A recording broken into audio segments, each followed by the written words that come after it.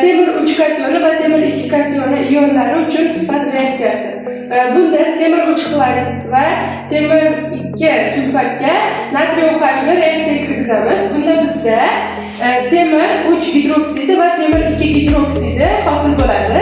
Bunda temir 3 gidroksidi qo'ng'ir rangda va temir 2 gidroksidi esa yashil rangli cho'qma hosil qiladi. Buni esa endi amalda ko'ramiz.